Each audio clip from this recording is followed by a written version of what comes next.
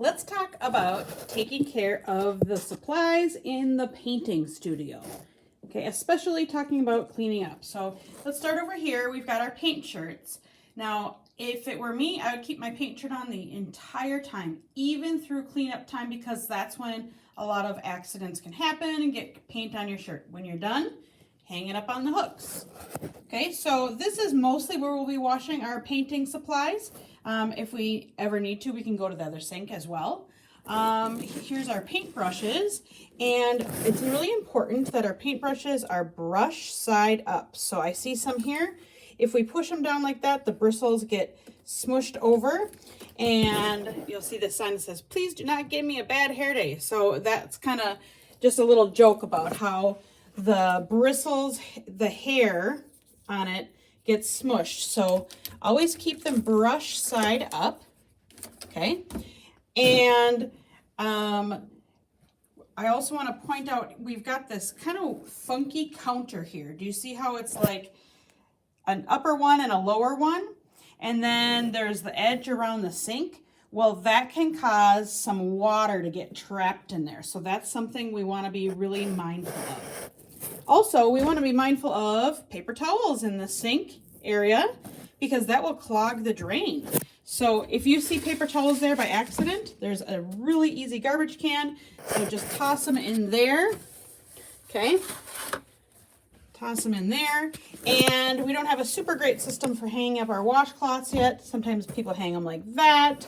Hopefully I can find some good hooks or something.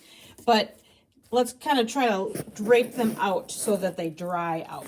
So when we're washing our paint trays and paint brushes, there's just a couple of things to think about. So obviously this one hasn't been used, but if you have a lot of leftover paint, that probably means you're pouring too much.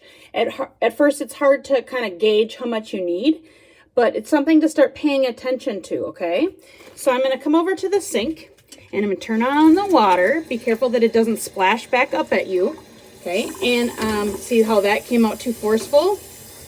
So I'm going to be careful, and I can use the washcloth, I can use a sponge. This is like doing dishes at home, okay? Except that you don't want the paint to splatter on you. So I'm going to use a washcloth on this one. And because I have too much paint, it's going to be a little bit harder to clean, okay? So I can use my hands too. Yeah, you'll get paint on your hands, but you're an artist. It goes away, and you have a story to tell. Okay, so I'm just washing, this is just like washing my dish, okay? Trying to be careful not to splatter. There's some paint that's just going to be stained on there forever from a different project, but if yours is getting cleaned right away, it'll come off, okay? Do the paintbrush, so some of that's the old stuff that was just stained. All right, now I'm done. I can grab a paper towel. I can dry it quick. Doesn't have to be perfect. And then, oh, I see my water's not all the way off. And then I'm going to take it and put it back with the other ones for the next kid to use. Okay, so let's talk about washing a paintbrush now. So if my paintbrush is full of, pretend that's full of paint right now. There's a couple ways you can do it. You can just turn on the water. Usually cool water is good. And I can just kind of run my hand on it. If it's really bad, you can kind of do this gently. Okay, but you want to make sure that the bristles, let me show you on a different type of brush.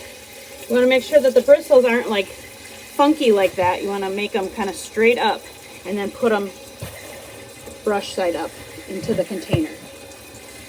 Turn off the water, make sure everything's picked up and put away.